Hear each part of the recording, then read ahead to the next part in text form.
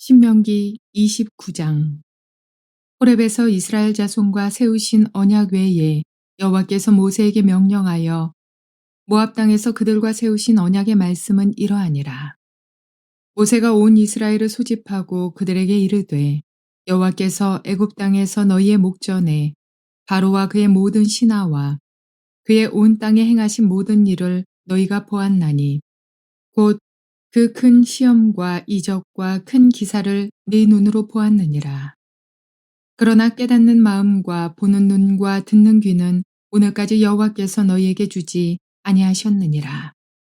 주께서 40년 동안 너희를 광야에서 인도하셨거니와 너의 몸에 옷이 낡아지지 아니하였고 너의 발에 신이 헤어지지 아니하였으며 너희에게 떡도 먹지 못하며 포도주나 독주를 마시지 못하게 하셨음은 주는 너희 하나님 여호와이신 줄을 알게 하려 하심이니라.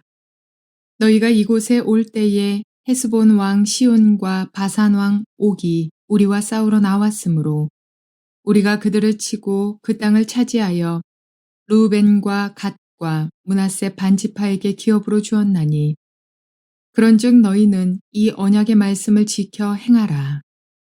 그리하면 너희가 하는 모든 일이 형통하리라. 오늘 너희 곧 너희의 수령과 너희의 지파와 너희의 장로들과 너희의 지도자와 이스라엘 모든 남자와 너희의 유아들과 너희의 아내와 및 내 진중에 있는 객과 너를 위하여 나무를 패는 자로부터 물 깃는 자까지 다 너희의 하나님 여호와 앞에 서 있는 것은 네 하나님 여호와의 언약에 참여하며 또 네 하나님 여호와께서 오늘 내게 하시는 맹세에 참여하여 여호와께서 내게 말씀하신 대로 또 네 조상 아브라함과 이삭과 야곱에게 맹세하신 대로 오늘 너를 세워 자기 백성을 삼으시고 그는 친히 내 하나님이 되시려 함이니라. 내가 이 언약과 맹세를 너희에게만 세우는 것이 아니라 오늘 우리 하나님 여호와 앞에서 우리와 함께 여기 서 있는 자와 오늘 우리와 함께 여기 있지 아니한 자에게까지이니 우리가 애굽 땅에서 살았던 것과 너희가 여러 나라를 통과한 것을 너희가 알며 너희가 또 그들 중에 있는 가증한 것과 목석과 은금의 우상을 보았느니라. 너희 중에 남자나 여자나 가족이나 지파나 오늘 그 마음이 우리 하나님 여호와를 떠나서 그 모든 민족의 신들에게 가서 섬길까 염려하며 독초와 쑥의 뿌리가 너희 중에 생겨서 이 저주의 말을 듣고도 심중에 스스로 복을 빌어 이르기를 내가 내 마음이 완악하여 젖은 것과 마른 것이 멸망할지라도 내게는 평안이 있으리라 할까 함이라. 여호와는 이런 자를 사하지 않으실 뿐 아니라 그 위에 여호와의 분노와 질투의 불을 부으시며 또 이 책에 기록된 모든 저주를 그에게 더하실 것이라. 여호와께서 그의 이름을 천하에서 지워버리시되 여호와께서 곧 이스라엘 모든 지파 중에서 그를 구별하시고 이 율법책에 기록된 모든 언약의 저주대로 그에게 화를 더하시리라. 너희 뒤에 일어나는 너희의 자손과 멀리서 오는 객이 그 땅의 재앙과 여호와께서 그 땅에 유행시키시는 질병을 보며 그 온 땅이 유황이 되며 소금이 되며 또 불에 타서 심지도 못하며 결실함도 없으며 거기에는 아무 풀도 나지 아니함이 옛적에 여호와께서 진노와 격분으로 멸하신 소돔과 고모라와 아드마와 스보임의 무너짐과 같음을 보고 물을 것이요. 여러 나라 사람들도 묻기를 여호와께서 어찌하여 이 땅에 이같이 행하셨느냐.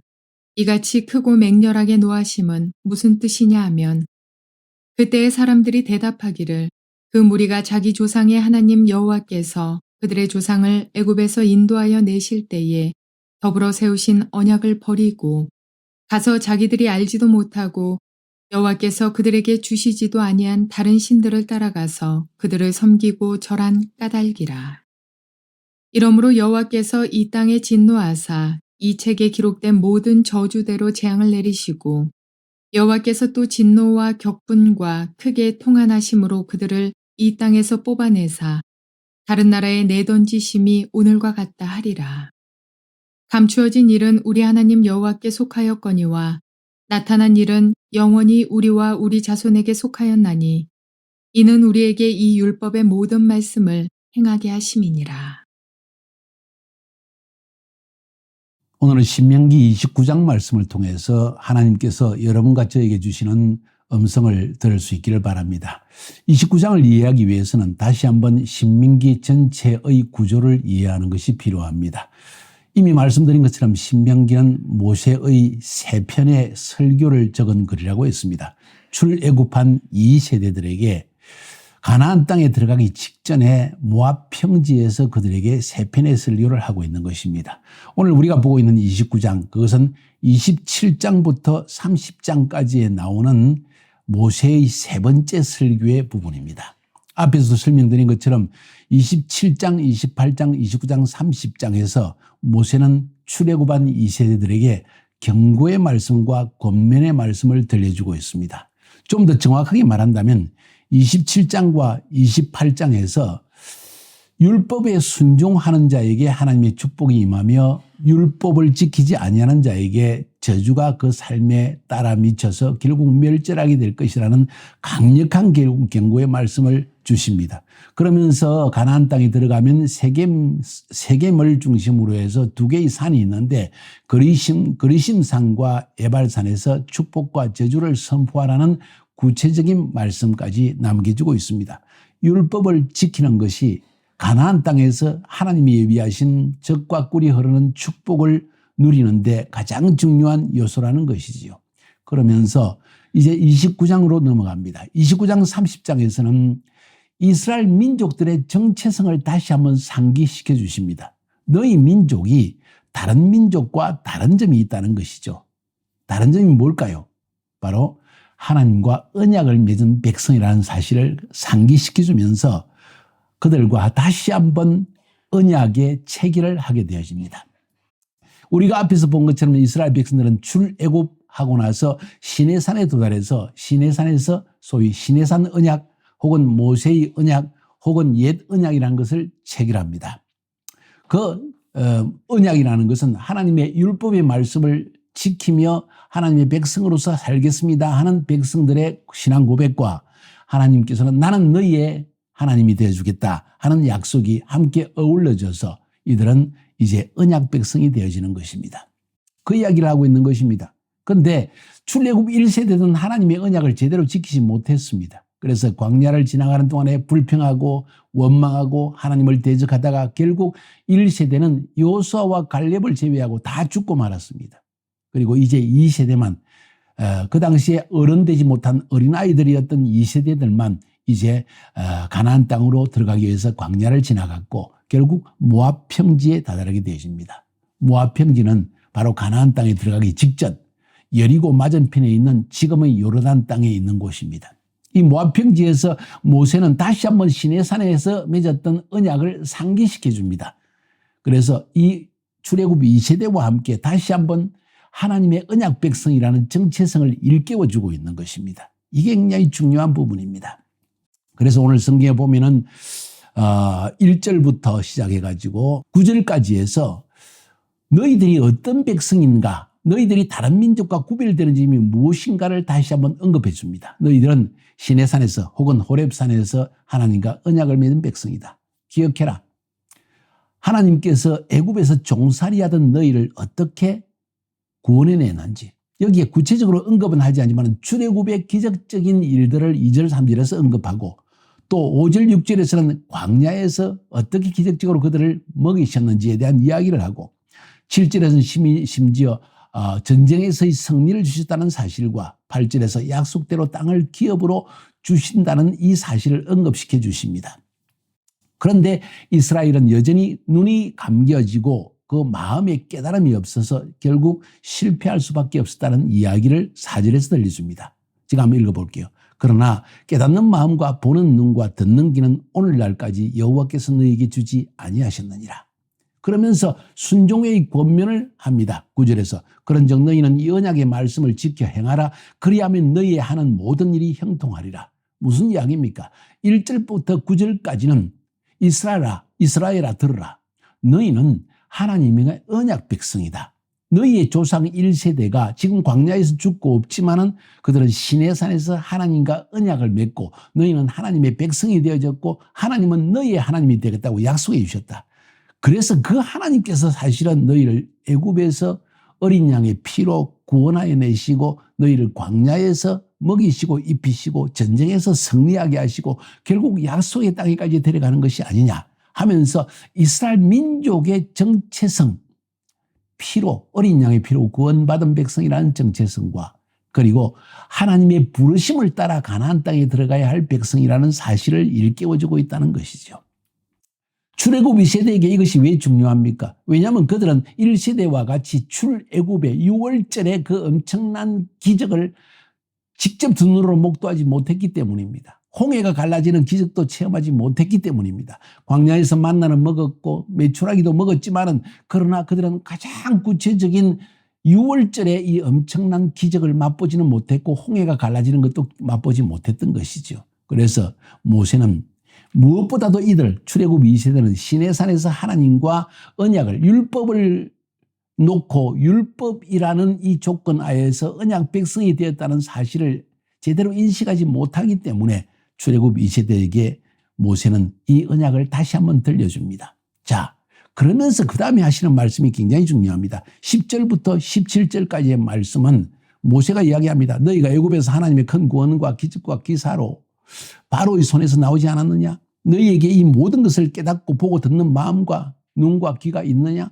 이렇게 너희가 온전하게 애굽에서 탈출하고 40년 동안 광야를 통과한 것은 여호와께서 너희의 하나님이심을 나타내는 것이다. 오늘날 이렇게 원수를 몰아내고 너희 몇 지파에게 땅과 기업도 먼저 차지하게 해주심을 보았느냐?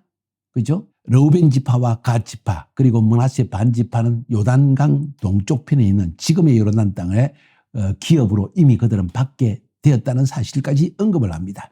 그러므로 너희는 언약의 말씀을 지켜 행하라. 그리하면 너희들이 모든 일이 형통하게 될 것이다 하면서 12절 13절에서 이렇게 말씀하고 있습니다. 네 하나님 여호와의 언약에 참여하며 또 하나님 여호와께서 오늘 내게 하시는 맹세에 참여하여 여호와께서 내게 말씀하시는 대로 또 네 조상 아브라함과 이삭과 야곱에게 맹세하신 대로 오늘 너를 세워 자기 백성을 삼으시고 그는 친히 내 하나님이 되시려 함이니라. 그러면서 지금 10절부터 17절까지 해서 굉장히 중요한 말씀을 지금 모세는 들려주고 있습니다. 무슨 말씀인지 아십니까? 너희 조상이 너희 바로 아버지 세대인 출애굽 1세대가 시내산에서 언약을 맺지 않았느냐? 바로 너희들의 아버지 세대가 시내산에서 하나님과 율법을 놓고 언약을 체결할 그때 너희도 그 자리에 있었다는 것입니다. 그들이 무슨 하나님의 언약을 체결했습니까? 피의 언약을 그들이 맺은 적이 없습니다. 그런데 하나님은 이미 그 1세대 안에서 1세대와 언약을 체결할 때 오고 오는 다음 후손들까지도 모두 하나님의 언약 백성이라는 그 사실을 지금 언급해 주고 있는 것입니다. 14절 15절에 볼까요? 내가 이 언약과 맹세를 너희에게만 세우는 것이 아니라 오늘날 우리 하나님 여호와 앞에서 우리와 함께 여기 선 자와 오늘날 우리와 함께 여기 있지 아니한 자에게 아니라. 무슨 말씀입니까? 지금 태어나지도 않은 유대인들 다음 세대 3세대 4세대 5세대 몇백 세대 몇천 세대까지 내려갈지라도 그들도 역시 언약의 백성이 된다는 것이죠. 왜? 한 배에서 나왔기 때문에, 한 혈통에서 나왔기 때문에, 한 신앙 유산에서 나왔기 때문에 매우 중요한 이야기입니다. 그렇다면 오늘날 예수 그리스도의 피로 어린 양의 피로 유월절을 통해서 구원받은 우리들 역시 이 언약 백성이라는 사실을 인식할 필요가 있습니다. 제목을 제가 말씀드렸나요? 그래서 저는 오늘 29장의 제목을 이렇게 삼았습니다. 여러분은 하나님의 언약 백성입니다. 한번 따라합시다. 나는 하나님의 언약 백성이다. 내가 하나님의 언약 백성이라는 말의 의미는 여러 가지를 의미합니다. 먼저 6월절에 체험이 있는 사람이 언약 백성이라는 거예요. 예수의 피로 우리는 구원받았다. 마치 이스라엘 백성이 애굽의 종살이를 하다가 430년 동안 종살이를 하다가 하루아침에 하나님께서 6월절에 이 어린 양의 피로 말미암아 구원하신 것처럼 우리는 그런 예수의 피로 십자가에 흘린 보혈의 피로 구속받은 언약 백성이 되었다는 사실입니다. 그리고 하나님은 그 백성을 시내산으로 데려가셔서 율법을 주십니다. 율법을 통해서 언약 백성은 이렇게 살아야 한다. 승막을 주시면서 언약 백성은 하나님과 이런 교제, 화목의 관계 속에서 살아야 한다. 이런 기도를 드려야 한다. 이런 예배를 드려야 한다는 것을 성막을 통해 말씀해 주셨죠. 뿐만 아니라 절기를 주시면서 하나님의 언약 백성은 하나님의 시간표를 따라서 하나님의 구원의 시간표에 내 삶을 맞추어서 그 부르심을 따라 살아야 한다 하는 사실을 지금 말해주고 있는 것입니다. 쉽게 이야기하면 예수 믿는 우리들, 이제 수천 년이 지난 이후에 예수 그리스도의 피로 구속받아 우리가 하나님의 언약 백성이 되지 않았습니까? 그 말은 우리가 6월절에 엄청난 구원의 체험을 가진 사람들로서 우리는 하나님의 율법을 지키면서 하나님의 백성으로서의 삶을 살아야 되고, 뿐만 아니라 성막을 통해서 하나님께 예배하는 그 바른 법을 우리가 배웠기 때문에 예배와 기도의 삶에 힘써야 되며, 뿐만 아니라 이런 절기를 통해서 우리의 삶의 방향 자체가 하나님의 시간표를 따라 살아가는 그런 삶이 바로 우리의 기본적인 부르심의 삶이라는 사실을 언급해 주고 있는 것입니다. 다시 돌아갑니다. 오늘 10절부터 17절까지의 말씀을 통해서 모세 선생이 이 출애굽 이 시대에게 말하고 있는 것은 지금 너희들도 역시 동일한 언약 백성이 되었다는 사실을 인식하라고 지금 말하고 있는 것입니다. 할렐루야. 이것이 굉장히 중요하다는 것이요. 그러면서 18절부터 29절까지에서는 그런데도 불구하고 너의 마음이 완악해져서 하나님 언약하고 나는 상관없어. 나는 내 힘으로 살 수 있어. 심지어는 이 세상에 어떤 어려움과 고난이 닥칠지라도 나는 끄떡없어. 나에게 있는 축복은 멀어지지 않을 거야. 19절에 그 말을 하고 있죠. 이 저주의 말을 듣고도 심중에 스스로 위로하여 이르기를 내가 내 마음을 강팍게 하여 젖은 것과 마른 것을 멸할지라도 평안하리라 할까 염려함이라. 젖은 것과 마른 것을 멸할지라도 평안하리라. 무슨 얘기입니까? 내 삶의 중심에, 내 주위에 어떤 어려움의 고난이 다닥치도 나는 평안할 수 있어 하는 교만한 태도를 의미하는 것이죠. 이런 사람들이 하나님을 떠나서 스스로 이 하나님의 율법의 말씀을 지키지 아니하고 결국 저주를 그 삶 속에 받아들이는 사람이 된다는 사실을 성경은 언급해 주고 있는 것입니다. 다시 말해서 18절부터 29절까지의 말씀은 언약의 말씀에 불순종하는 자에게 이런 저주가 따를 것이다. 이런 저주가 임하게 될 때 그 저주를 받은 사람의 자녀들이 어째서 아버지는 이런 저주를 받았습니까? 하고 물을 것이고, 또 다른 민족들이 저주를 받는 이 하나님의 백성, 언약 백성의 모습을 보면서 어째서 그렇게 됐느냐 하고 물을 때 아마 이런 대답이 나올 것이다. 하나님과 언약을 맺은 백성이었는데 이방신을 섬기다가 우상 숭배를 하다가 이 꼴을 당하게 되어졌습니다 하는 고백까지 하게 될 것이라는 이야기를 하는 것입니다. 그렇기 때문에 이렇게 하나님의 언약 백성이 되어 놓고도 6월절에 엄청난 기적을 체험하고 나서도, 광야 동안에 만나와 메추라기를 먹는 이런 은혜를 누리고 나서도, 그리고 광야 동안 발도 부르지 않고 의복이 헤어지지 아니하는 하나님의 보호하심을 맛보고 나서도, 아말렉과의 전쟁에 승리하는 축복을 맛보고 나서도 하나님을 부인하게 되면 이건 언약 백성이지만은 하나님의 언약의 말씀을 지키지 아니하였기 때문에 저주를 받게 된다는 사실을 23절에서 이렇게 이야기합니다. 그 온 땅이 유황이 되며 소금이 되며 또 불에 타서 심지도 못하며 결실함도 없고 거기 아무 풀도 나지 아니함이 옛적에 여호와께서 진노와 분한으로 회밀하신 소돔과 고모라와 아드마와 스보임이 무너진과 같음을 보고 말할 것이요. 다시 말해서 이런 일들이 언약 백성으로서 하나님의 언약의 말씀에 순종하지 아니할 때 일어나는 것이다 하면서 경고를 지금 모세를 던지고 있는 것입니다. 24절부터 26절도 동일한 이야기죠. 열방 사람들도 말하기를 여호와께서 어찌하여 이 땅에 이같이 행하였느냐? 이같이 크고 열렬하게 노하심은 무슨 뜻이냐 하면 그때 사람이 대답하기를 그 무리가 자기의 조상의 하나님 여호와께서 그 조상을 애굽에서 인도하여 내실 때 더불어 세우신 언약을 버리고 가서 자기들도 알지도 못하고 여호와께서 그들에게 주시지도 아니한 다른 신들을 섬겨 그에게 절한 까닭이라.